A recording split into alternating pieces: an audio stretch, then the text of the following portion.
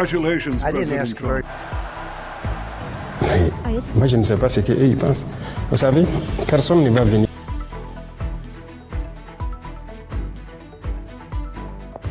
አክብሮታዊ ሰላምታችን በያላችሁበት ድረስ ወደ ኢትዮ ፈርስት ሚዲያ ተከታታዮቻችን እነሆ የዕለቱን ዘገባዎች ከዚህ እንደሚከተለው ማድረስ ጀምረናል። ከዜናዎቹ ጋር አብራችሁን ቆዩ። ህገወጡ የህወሓት ቡድን የትግራይን ህዝብ ከልማት ወደ ኋላ እያስቀረ ነው ሲሉ የስምረት ፓርቲ ሊቀመንበር ጌታቸው ረዳ ገለጹ። ህገወጡ የህወሓት ቡድን በትግራይ ክልል ህዝብ ላይ የሚፈጽመውን አፈናና ጭቆና የሚያወግዝ ሰላማዊ ሰልፍ በመስቀል አደባባይ ተካሂዷል። አቶ ጌታቸው ረዳ በዚህ ወቅት እንደገለጹት ህገወጡ የህወሓት ቡድን የፕሪቶሪያ የሰላም ስምምነት በተሟላ መልኩ ተግባራዊ እንዲያደርግ በተደራጀ መልኩ ልንታገሉና ድምጻችንን ልናሰማ ይገባል። ህገወጡ የህወሓት ቡድን ወጣቶችን ወደ ሱዳን መሸጥ ያቆም ያሉ ሲሆን ህገወጡ ቡድኑ የትግራይን ህዝብ ከልማት ወደ ኋላ እያስቀረ ነው ሲሉም ገልጸዋል። አሁን ላይ የፕሪቶሪያው ስምምነት ለትግራይ ህዝብ ያመጣው ፎይታ መገታቱን አስታውሰው የተገኘውን ለውጥ በመቀልበስ የጊዜያዊ አስተዳደሩን በመፈንቅለ መንግስት ማውረዱና ራሱ መሾሙን አንስተዋል። ህገወጡ የህወሓት ቡድን በዚህ ሳያበቃ ወጣቶችን በግዳጅ ለውትድርና እያዘጋጀ ነው ብለዋል። ህገወጡ የህወሓት ቡድን እናቶች ልጆቻቸውን ከቅፋቸው በመንጠቅ ወደ ጦር ካምፕ በማስገባትና እናቶችን በማሰር ኢሰብአዊ ድርጊት እየፈጸመ ይገኛል ነው ያሉት። ህገወጡ ህወሓት ለስልጣንና ለሀብት ብቻ ትኩረት በማድረግ ወጣቶችን ለስቃይ እየዳረገ እንደሚገኝ ገልጸው ቡድኑ እያስከተለ ያለውን ጥፋት በቃ ሊባል እንደሚገባውም አመልክተዋል። ቡድኑ ወጣቶችን ያለፈቃዳቸው እያፈሰ ወደ ጦር ካምፕ ከማስገባት በተጨማሪ ለሱዳንና ለኤርትራ እየሸጠ እንደሚገኝ ገልጸው ይህም ለሰብአዊ መብት የማይጨነቅ አምባገነን መሆኑን የሚያሳይ መሆኑን ጠቅሰዋል።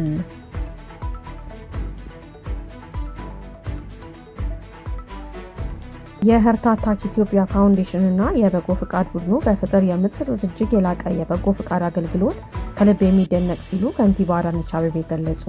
ከንቲባዋ በማህበራዊ ትስስር ገጻቸው ለአምስተኛ ጊዜ ወደ ኢትዮጵያ በመምጣት ከ700 በላይ የልብ ህሙማንን በማከም ከስቃይ ያዳኑት ህርታ አታክ ኢትዮጵያ ፋውንዴሽን መስራቾችንና የበጎ ፍቃድ ቡድኑን በጽህፈት ቤታቸው መቀበላቸውን ገልጸዋል። የህርታ አታክ ኢትዮጵያ ፋውንዴሽን እና የበጎ ፍቃድ ቡድኑ በፍቅር የምትሰጡት እጅግ የላቀ የበጎ ፍቃድ አገልግሎት ከልብ የሚደነቅ ነው ሲሉም ገልጸዋል። በቀጣይም የህክምና ተራ እየጠበቁ ላሉ የልብ ህሙማን ፈጣን ምላሽ እንዲያገኙ በጋራ ተቀናጅተን የብዙዎችን ህይወት ለመታደግ አብረን ለመስራት ተስማምተናል ብለዋል።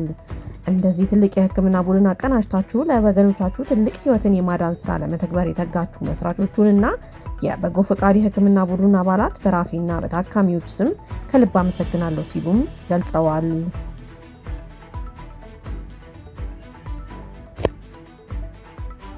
በሀገራዊ ምክክሩ ማንኛውም ወገን በፍትሃዊነት በጋራ መግባባት ላይ እንዲደርስ የሚያስችል መድረክ ተፈጥሯል ሲሉ የሀገራዊ ምክክር ዋና ኮሚሽነር ፕሮፌሰር መስፍን አርአያ ገለጹ። ሀገራዊ ምክክር እንደተለመደው የፖለቲካ ክርክር በአብላጫ ድምጽ የሚወሰን ሂደት ሳይሆን የጋራ መግባባት ላይ የሚደረስበት ታሪካዊ መድረክ መሆኑንም ጠቁመዋል። የኢትዮጵያ ሀገራዊ ምክክር ኮሚሽን ዋና ኮሚሽነር ፕሮፌሰር መስፍን አርአያ የሀገራዊ ምክክር ሂደቱን በተመለከተ ለመገናኛ ብዙሃን ማብራሪያ ሰጥተዋል። በማብራሪያቸውም በሀገራዊ ምክክሩ ማንኛውም ወገን በፍትሃዊነት በጋራ መግባባት ላይ እንዲደርስ የሚያስችል መድረክ ተፈጥሯል ብለዋል። ሀገራዊ ምክክሩ የጋራ መግባባት ላይ የሚደረስበት ታሪካዊ መድረክ ነው ሲሉም አክለዋል። ከመክፈቻው ቀን ጀምሮ በምክክር ሂደቱ ላይ ለተሰማሩ 4000 ተሳታፊዎች ስለ ምክክሩ መርሆችና የውሳኔ አሰጣጥ ስነ ዘዴዎች ላይ ሰፊ ገለጻና ማብራሪያ ተሰጥቷል ነው ያሉት። ሀገራዊ ምክክሩ የጋራ ዕጣ ፈንታን ለመወሰን የሚደረግ እንጂ አሸናፊና ተሸናፊን ለመለየት የሚደረግ እንዳልሆነም ገልጸዋል። የምክክር ሂደቱ ኢትዮጵያውያን በጋራ መግባባት ለነገዋ የተሻለች ኢትዮጵያ መሰረት የሚጥሉበት መሆኑንም ተናግረዋል።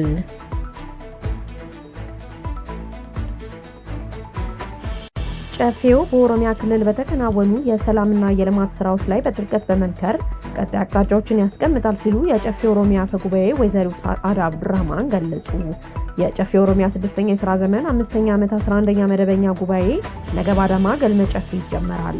የጨፌ ኦሮሚያ አፈ ጉባኤ ወይዘሮ ሰዓዳ አብዱራህማን ጉባኤውን በማስመልከት በሰጡት መግለጫ ጨፌው በቆይታው የክልሉ መንግስት የ2018 በጀት ዓመት የሥራ አፈጻጸም፣ የ2019 እቅድና የትኩረት አቅጣጫዎች ላይ በጥልቀት ይመክራል ብለዋል።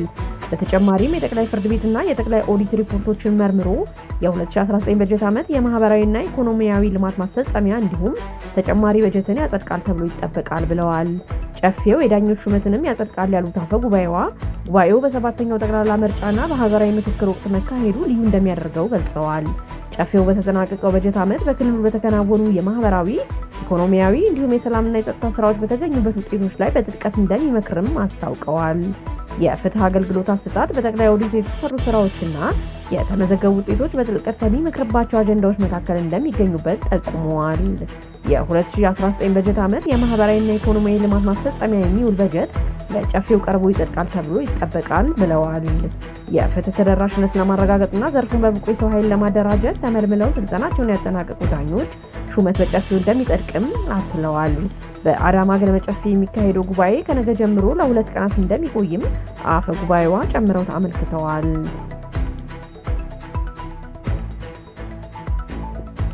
ወቅታዊ መረጃ እንዲደርሳችሁ ኢትዮ ፈርስት ሚዲያን ሰብስክራይብ በማድረግ ቤተሰብ ይሁኑ።